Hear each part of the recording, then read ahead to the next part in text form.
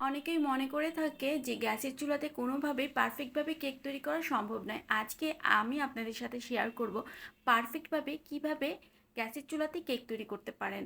আর এইভাবে যদি আপনারা কেক তৈরি করেন, একদম আপনাদের 100% কেক সফট হবে, স্পঞ্জি হবে এবং পরিবারের সবাই খেতে খুব পছন্দ করবে।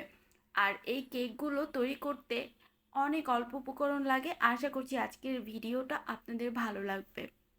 তো প্রথমে একটা বাটিতে আমি 2টা ডিম ভেঙে নিলাম, আর তারপর আমি এখানে আধা কাপ পরিমাণ চিনি অ্যাড করে দিলাম।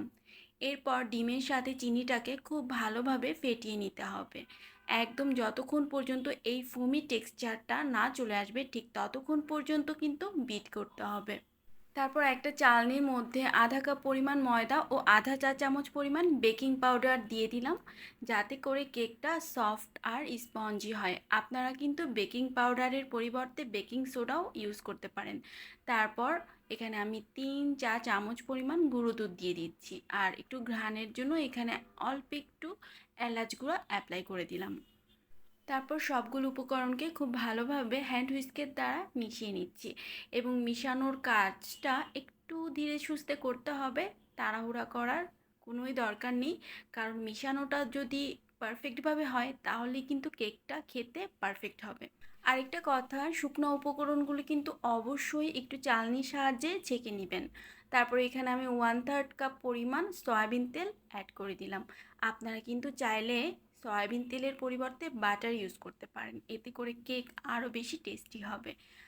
তারপর এখানে আমি 3টা কাপ নিয়েছি, আর কাপের মধ্যে কিন্তু একটু অয়েল ব্রাশ করে নিতে হবে। এতে করে যখন কেকটা মোল্ড আউট করবেন তখন অনেক সহজেই কেকটা কাপ থেকে খুলে আসবে। তারপরে এই যে ব্যাটারগুলো আমি কাপের মধ্যে অর্ধেক পরিমাণ করে ঢেলে নিচ্ছি। পুরাটা ভর্তি করে কিন্তু কাপের মধ্যে ব্যাটারগুলো ঢালা যাবে না, কারণ যখন কেকটা ফুলবে তখন কিন্তু কাপ থেকে তখন পড়ে যাবে আর দেখতে তখন ভালো লাগবে না। ব্যাটারগুলো ঢালার পরে কিন্তু কাপ অবশ্যই এরকম করে একটু ঝাঁকিয়ে নেবেন, এতে করে যে বাবলগুলো ক্রিয়েট হয়েছিল সেই বাবলগুলো ঠিক হয়ে যাবে। আর তারপর আমি এখানে একটু বাদাম দিয়ে দিলাম ডেকোরেশনের জন্য। এখন যে কথাটা বলছি সবচাইতে ইম্পর্টেন্ট, এটা হচ্ছে কেক অবশ্যই যদি গ্যাসের চুলাতে তৈরি করেন তাহলে সিলভার হাঁড়ির মধ্যে তৈরি করার ট্রাই করবেন। তারপর একটা স্ট্যান্ড দিবেন উপরে, এবং হাঁড়িটাকে আগে থাকতে 5 মিনিটের জন্য প্রিহিট করে নিতে হবে। এরপর 20 মিনিটের জন্য একদম কম আঁচে যদি কেকটা তৈরি করেন তাহলেই দেখবেন একদম পারফেক্টলি এইরকম একটা কেক তৈরি হয়ে যাবে।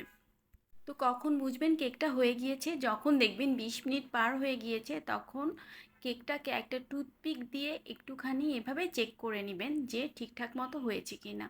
এই তো এখন আমি কেকটা কাপ থেকে মোল্ড আউট করব। তো এটার জন্য অবশ্যই একটা ছুরির সাহায্যে মোল্ড আউট করার ট্রাই করবেন। তো দেখলেন তো কত সহজেই কাপ কেক চুলার মধ্যে তৈরি করা যায়। শুধু কাপ কেক কেন, যে কোনো ধরনের কেকই চুলাতে তৈরি করা সম্ভব, কারণ অনেকের বাসায় ওভেন থাকে না, বা অনেক সময় দেখা যায় যে ওভেনে বিলও অনেক বেশি আসে। তো তখন চটজলদি কিন্তু আপনারা এভাবে গ্যাসের চুলাতে কেক তৈরি করে ফেলতে পারেন। আর একসাথে অনেকগুলো কেক কিন্তু তৈরি করা যায়। আপনারা চাইলে একসাথে 3 থেকে 4টা কেকও তৈরি করতে পারবেন। আর এটা বাচ্চাদের টিফিনে, অতিথি আপ্যায়নে বা সকাল বিকালের নাস্তায়ও বাচ্চাদেরকে দিতে পারেন। ছোট বড় সবাই পছন্দ করবে। তো আশা করছি আজকের এই ভিডিওটা আপনাদের কাছে ভালো লেগেছে। এখন আমি কেকটাকে কেটে দেখাচ্ছি যে ভিতরটা কতটা নরম হলো।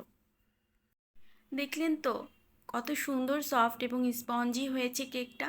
তো আশা করছি আপনাদের যেই টিপসগুলো আমি বলেছি এটা যদি মেনটেন করেন এবং মেজারমেন্টটা যদি ঠিকঠাক থাকে, তাহলে আপনাদেরও বাসাতে এভাবে কেক বানানো কোনো কঠিন কিছু হবে না।